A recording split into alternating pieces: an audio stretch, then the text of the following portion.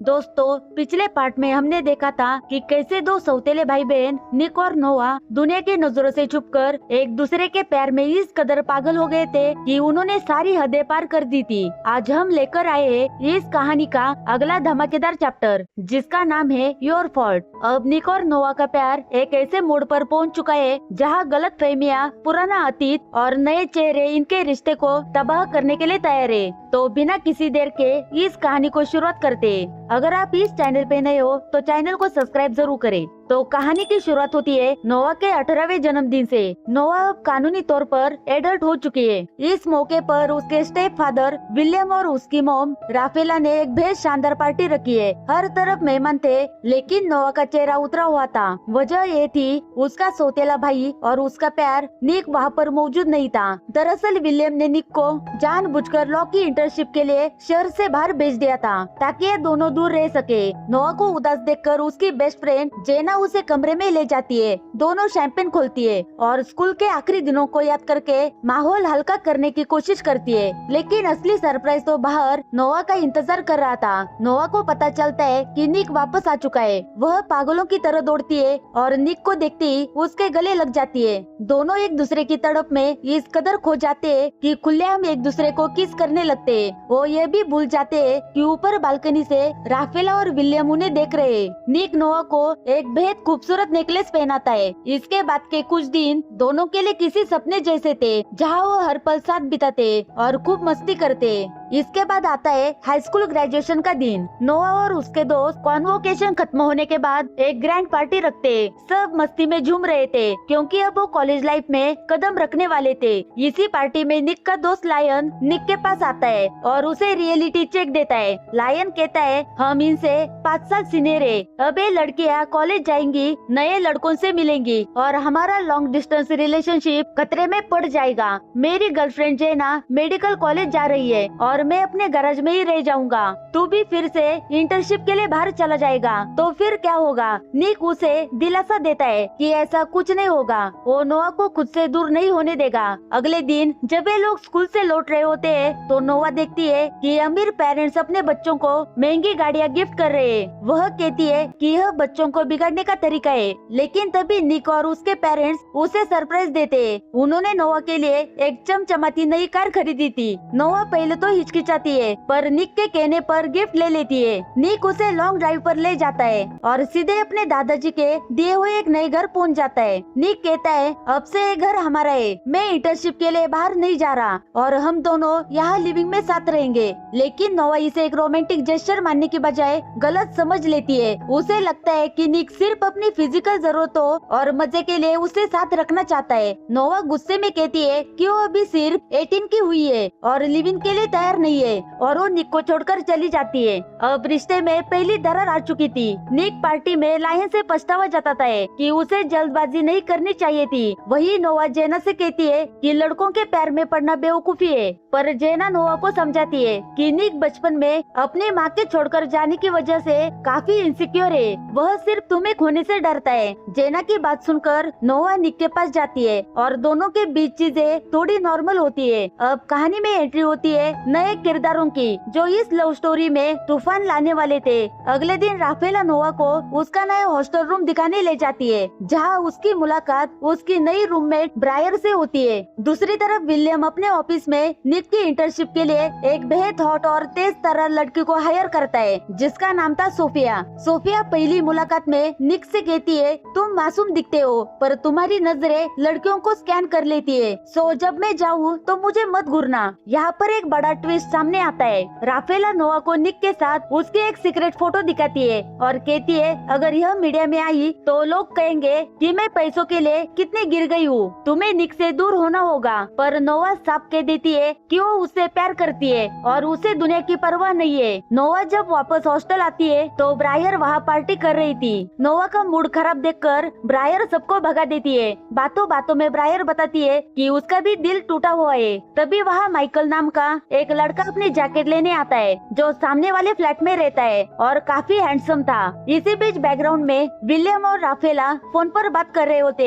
William कहता है तुम्हारा आइडिया काम कर गया, निक और सोफिया के बीच अच्छी केमिस्ट्री दिख रही है। यानी सोफिया को निक के करीब लाने की प्लानिंग खुद नोआ की माँ की थी। इसके बाद निक और नोआ निक की छोटी बहन मैगी से मिलने जाते और तीनों खूब एंजॉय करते। लेकिन तभी वहाँ पर एंट्री होती है निक की असली मोम की, जो 10 साल पहले उसे छोड़कर चली गई थी। निक अपनी माँ से इतना नफरत करता था कि वो बिना कुछ बोले नोआ को लेकर वहाँ से निकल जाता है। घर आकर निक इमोशनल हो जाता है। नोआ उसे संभालती है। दोनों के बीच का प्यार फिर जाग जाता है और वो कमरे में इंटीमेट हो जाते हैं। अगले दिन नोआ निक को अपने हॉस्टल अपार्टमेंट लेकर जाती है। जैसे ही निक अंदर आता है और ब्रायर को देखता है, उसके पैरों तले जमीन खिसक जाती है। दरअसल ब्रायर कोई अजनबी नहीं बल्कि निक की एक्स गर्लफ्रेंड थी, जिससे एक भयानक कार एक्सीडेंट के बाद निक अलग हो गया था। निक असहज होकर अपना फोन वही भूल जाता है और वहाँ से निकल जाता है। कहानी में डेंजर तब बढ़ता है जब लायन निक से कहता है कि उसे पैसों की जरूरत थी, इसलिए वो ड्रग्स की डिलीवरी करने आया है। वहाँ पर उनका सामना रॉनी के भाई लुका से होता है। इसी बीच नोआ निक का फोन ढूंढते हुए उसी लोकेशन पर पहुँच जाती है। लुका नोआ को देखकर भड़क जाता है और कहता है तेरी और तेरे बाप की वजह से मेरा भाई रॉनी जेल में सड़ रहा है। तेरा बाप तो मर गया पर तू बच गई। बहस लड़ाई में बदल जाती है। लुका के आदमी उन पर हमला करते हैं, पर तभी पुलिस वहाँ पर आ जाती है और सबको लॉकअप में डाल देती है। सोफिया अपनी पावर का इस्तेमाल करके निक और नोआ को छुड़ा लेती है और निक उससे रिक्वेस्ट करता है कि यह बात डैड को पता नहीं चलनी चाहिए। जेल से छूटने के बाद निक नोआ को मनाने के लिए एक पेरिसी बिल्ली गिफ्ट करता है। नोआ के अपार्टमेंट में जब ब्रायर बाहर गई थी, दोनों फिर से करीब आते, लेकिन तभी ब्रायर अचानक वापस आ जाती है और उन्हें अजीब स्थिति में छोड़ना पड़ता है। अगली सुबह निक की मोम नोआ से मिलने हॉस्टल आती है और कहती है कि निक को मदद की जरूरत है, अगर सच जानना चाहती हो तो मुझे कॉल करना। इसके बाद नोआ निक के घर डिनर पर जाती है, जहाँ पर सोफिया भी मौजूद थी। सोफिया और निक की नजदीकी देखकर नोआ को भयंकर जलन होती है। गुस्से में आकर वो डिनर टेबल पर सबके सामने अनाउंस कर देती है कि वह और निक लिव इन में रहने वाले हैं। यह सुनकर सब सन रह जाते हैं। राफेला बात संभालने के लिए कहती है कि आज नोआ के सगे पिता की डेथ एनिवर्सरी है, इसलिए वो पैनिक में है। निक नोआ के पीछे जाता है और माफी मांगता है कि वो ये तारीख भूल गया था। नोआ उस पर सोफिया के करीब जाने का आरोप लगाती है, पर निक अपने प्यार का वास्ता देता है। फिर भी नोआ नाराज होकर वहाँ से चली जाती है। अगले दिन नोआ सच जानने के लिए निक की मोम को घर बुलाती है। निक की मोम नोआ को विलियम के ड्रायर से कुछ पेपर्स निकालने को कहती है। उन डॉक्यूमेंट्स को देखकर नोआ के होश उड़ जाते। सच यह था कि विलियम ने निक की मोम पर झूठे आरोप लगाकर तलाक लिया था और निक की कस्टडी छीनी थी, क्योंकि विलियम का अफेयर पहले से ही नोआ की माँ राफेला के साथ चल रहा था। इसी दौरान निक की मोम चुपके से विलियम का टूथब्रश चुरा लेती है ताकि उसका डीएनए टेस्ट करा सके। अगली शाम निक नोआ को एक रोमांटिक डेट पर ले जाता है और उसे अपने हाथ पर बना नोआ के नाम का टैटू दिखाता है। दोनों डांस करते हैं। तभी निक बताता है कि उसे एक केस के लिए सोफिया के साथ लंदन जाना होगा। नोआ भारी मन से मान जाती है और दोनों एक साथ खूबसूरत रात बिताते। निक और सोफिया लंदन चले जाते। वहाँ पर निक अपने दादाजी से मिलता है और ब्रायर के बारे में पूछता है। दादाजी बताते हैं कि उस एक्सीडेंट के बाद ब्रायर 2 साल तक मेंटल हॉस्पिटल में थी और इसमें निक की कोई गलती नहीं थी। इसी बीच सोफिया आकर बताती है कि वो केस जीत गए हैं। खुशी के मारे निक सोफिया को गले लगाता है और गाल पर किस कर लेता है, लेकिन उन्हें नहीं पता था कि कोई दूर से उनकी तस्वीरें क्लिक कर रहा था। लंदन से लौटकर निक सीधे नोआ के हॉस्टल जाता है, पर नोआ वहाँ पर नहीं थी। असल में नोआ वहाँ ब्रायर और माइकल के साथ ड्रिंक कर रही थी। ब्रायर सोने चली जाती है और माइकल नोआ के करीब आने की कोशिश करता है, जिसे नोआ मना कर देती है। लेकिन ठीक उसी वक्त निक वहाँ पर एंट्री मारता है। नोआ और माइकल को साथ देखकर निक का खून खोल जाता है। वो बिना सच जाने नोआ पर चीटिंग का इल्जाम लगाने लगता है। गलत फहमियों से तंग आकर नोआ कहती है हमारे बीच अब कुछ ठीक नहीं है, हमें ब्रेक ले लेना चाहिए। निक भी गुस्से में ब्रेकअप करके चला जाता है। अब निक खुद को काम में डुबो देता है और सोफिया मनी मन निक के करीब आने लगती है। उधर हॉस्टल में माइकल को नोआ को इम्प्रेस करने का पूरा मौका मिल जाता है, लेकिन कहानी में एक्शन तब लौटता है जब लायन निक को बताता है कि रॉनी जेल से रिहा हो चुका है और 2 दिन बाद एक बड़ी अंडरग्राउंड रेस में हिस्सा ले रहा है। निक और लायन फैसला करते हैं कि रॉनी से पुराना बदला लेने का यही सही मौका है। वह प्लान बनाते हैं कि वो अपनी गर्लफ्रेंड नोआ और जेना को कुछ नहीं बताएंगे, क्योंकि उसी रात विलियम की एक सक्सेस पार्टी भी थी। वह रेस जीतकर सीधे पार्टी में पहुंच जाएंगे। रेस के दिन जब निक और लायन रेसिंग ट्रैक पर पहुंच जाते तो वहाँ पर रॉनी और उसके गुंडे तैयार थे, लेकिन निक के होश तब उड़ जाते जब वहाँ पर नोआ भी जेना के साथ पहुंच जाती है और पता चलता है कि नोआ भी इस इलीगल रेस में दौड़ने वाली है। रेस के नियम समझाए जाते हैं कि पुलिस आई तो रिस्क तुम्हारा होगा। रेस शुरू होती है, गाड़ियां हवा से बातें करने लगती है, लेकिन तभी बैकग्राउंड में ट्विस्ट आता है। ब्रायर पुलिस को टिप दे देती है कि यहाँ पर इलीगल रेसिंग हो रही है। पुलिस सायरन बजाते हुए ट्रैक पर आ जाती है। रेसर पुलिस को चकमा देते हैं, पर फिनिशिंग लाइन पर पुलिस की गाड़ियां गन पॉइंट लेकर रास्ता ब्लॉक कर देती है। रॉनी को सबक सिखाने के लिए निक और नोआ अपनी पुरानी ट्यूनिंग का इस्तेमाल करते।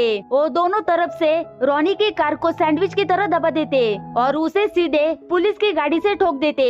इसी अफरा तफरी में लायन रेस जीत जाता है। पुलिस रॉनी को पुलिस पर हमले और इलीगल रेसिंग के जुर्म में दोबारा अरेस्ट कर लेते और बाकी सब लोग वहाँ से भाग निकलते और सीधे विलियम की सक्सेस पार्टी में पहुँच जाते।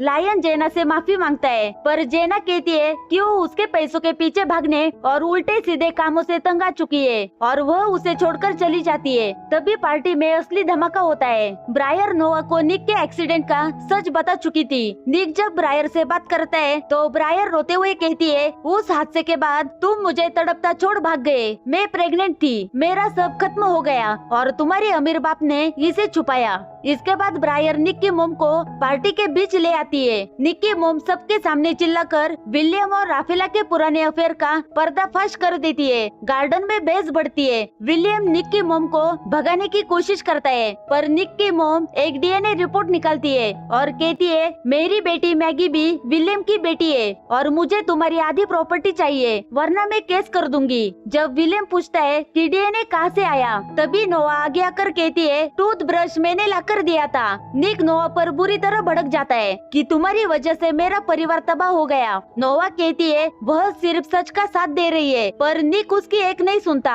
तभी नोआ उसे मनाने अंदर जाती है, लेकिन निक गुस्से और बदले की आग में नोआ के सामने ही सोफिया को पागलों की तरह किस करने लगता है। नोआ का दिल बुरी तरह टूट जाता है और वह रोते हुए वहाँ से भाग जाती है। तभी ब्रायर नोआ को निक और सोफिया की लंदन वाली तस्वीरें दिखाती है। यहाँ रिवील होता है कि ब्रायर ही वो विलन थी जिसने लंदन में तस्वीरें खिंचवाई थी और माइकल को नोआ के पीछे लगाया था ताकि वो निक से अपना बदला पूरा कर सके। पार्टी से निकलकर निक जब कार में रो रहा होता है तो लायन उसे डांटता है कि उसने नोआ के साथ बहुत गलत किया। निक को अपनी गलती का एहसास होता है और वो नोआ को ढूंढने हॉस्टल भागता है, लेकिन तब तक बहुत देर हो चुकी थी। नोआ हॉस्टल पहुंचकर माइकल के कमरे में जाती है और बहाना बनाती है कि उसकी चाबी कहीं खो गई है। निक नोआ को लगातार मैसेज कर रहा था, पर माइकल नोआ का फोन स्विच ऑफ कर देता है। निक के धोखे के गुस्से और जिद में आकर नोआ माइकल के साथ इंटीमेट हो जाती है और माइकल इस मौके का पूरा फायदा उठाता है। अगली सुबह जब नोआ माइकल के कमरे से टूटकर बाहर निकलती है तो सामने भारी बारिश में निक गाड़ी पर बैठा उसका इंतजार कर रहा था। नोआ उसे पूरी तरह इग्नोर करके उसके सामने से निकल जाती है। निक नोआ की हालत और माइकल के रूम को देखकर सब समझ जाता है कि अब उनके बीच का पवित्र रिश्ता हमेशा के लिए खत्म हो चुका है। निक रोते हुए अपनी गाड़ी लेकर चला जाता है। कहानी के आखिरी सीन में नोआ अपने सगे पिता की कब्र पर जाती है और उन्हें हमेशा के लिए गुड बाय कहती है, पर तभी उसकी नजर कब्र पर ताजा खुदे हुए शब्दों पर पड़ती है जहाँ लिखा था कि निक हमेशा नोआ के साथ रहेगा। इसे पढ़कर नोआ फुट फुट कर रोने लगती है, लेकिन रिश्ता टूट चुका है, दिल बिखर चुके हैं। लेकिन क्या यह वाकई अंत है या अगले पार्ट में ये दोनों फिर एक होंगे? यह एक बहुत बड़ा सस्पेंस बन जाता है और इसी इमोशनल मोड पर यह कहानी खत्म होती है। तो दोस्तों, निक और नोआ का यह दर्दनाक अंजाम आपको कैसा लगा? क्या ब्रायर का बदला सही था? कमेंट सेक्शन में जरूर बताएं। वीडियो को लाइक करें और चैनल को सब्सक्राइब करना न भूले। तो मिलते हैं अगले वीडियो में। Thank you for watching.